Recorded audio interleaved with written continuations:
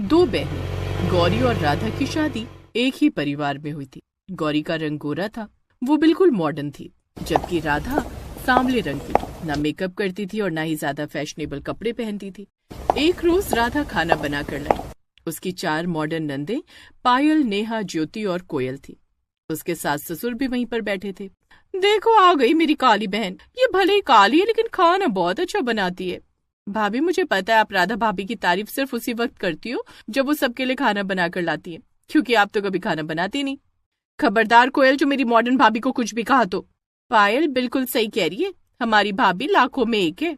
और अगर धोखे से भी मेरी सहेलियां राधा भाभी को हमारे साथ देख लेती हैं तो हमारी बेइज्जती हो जाती है, क्योंकि ये एक नंबर की गंवार लगती है देखने में। सूरत तो काली है ही, कपड़े भी गांव वाले पहनती हैं। आज के जमाने में भी तुम लोग काले गोरे में भेदभाव करते हो। तुम तीनों फालतू में राधा के पीछे पड़ी रहती हो। जब तुम तीनों को पता है कि उसका रंग काला है, उसकी कहीं कोई इज्जत नहीं, तो हर वक्त उसकी बुराई क्यों करती रहती हो? जिसकी खुद की कोई इज्जत ना हो उसे बेइज्जत करके भी क्या फायदा। क्या बात है सासू माँ, रोस्टिंग के मामले में मैं आपको अवार्ड देना चाहूंगी। चुप करो तुम सब, चुपचाप बैठकर नाश्ता करो। हमेशा उसके रंग का मजाक मत उड़ाया करो। हमारे बेटे इस वक्त बाहर गए हैं, इसका तुम सब नाजायज फायदा उठाने लगती हो। नाश्ता करो चुपचाप। खैर सारे लोग नाश्ता करने लगे। दोपहर में तीनों नंदे अपनी फेवरेट गोरी भाभी को अपने कमरे में ले गई। भाभी जल्दी से तैयार हो जाओ, हमारी सहेलियां आने वाली, हम सब फिल्म देखने चलेंगे। आप अपना ना वो रेड वाला गाउन पहनना। अरे तुम तीनों फिक्र मत करो, मैं तुम तीनों से ज्यादा मॉडर्न हूँ। वो चारों तैयार होकर बाहर हॉल में आ गई। तभी उसकी सहेलियां भी आ गईं। अरे वाह, तुम तो पहले से ही तैयार हो गई, और भाभी आप तो कमाल लग रही हो। अरे हमारी भाभी तो है ही कमाल। चलो अब जल्दी चलते हैं, पहले फिल्म देखेंगे फिर रात में डिनर भी करेंगे।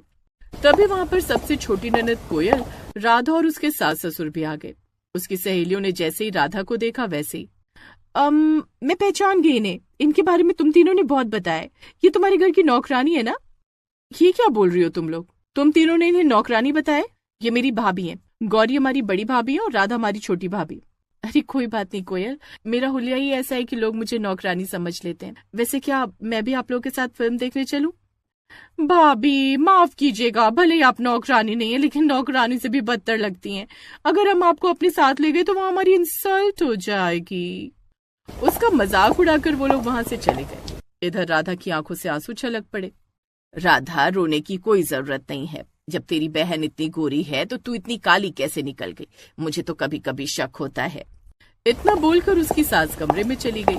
तभी उसका ससुर बोला, बेटी कोई तुझे समझे या ना समझे, मैं और कोयल तुझे अच्छी तरह समझते हैं। तुझसे ज्यादा समझदार इन चारों में कोई भी नहीं है। कोयल बेटी तुम दोनों चली जाओ फिल्म देखने, मैं तुम्हें पैसे देता हूँ, और तुम लोग भी डिनर बाहर से ही करके आना। थैंक यू पापा, लेकिन फालतू का झगड़ा करने से कोई फायदा नहीं। हम लोग बाहर से खाना पैक करवा कर ले आएंगे आप दोनों के लिए। तो इस तरह कोयल और राधा भी फिल्म देखने चले गए। रात को कोयल और राधा घूम घाम कर जल्दी घर वापस आ गई। उन्होंने अपने माता पिता को खाना भी खिला दिया, लेकिन अभी तक तीनों नंदे और गौरी नहीं आई थी। हम लोगों ने खाना भी खा लिया, इतनी रात भी हो गई, अभी तक मेरी तीनों बेटियां और मेरी बड़ी बहू नहीं आई। अब क्यों परेशान हो रही हो? तुम सारे लोग तो बहुत मॉडर्न हो, जब मन करेगा आ जाएगी। राधा बहू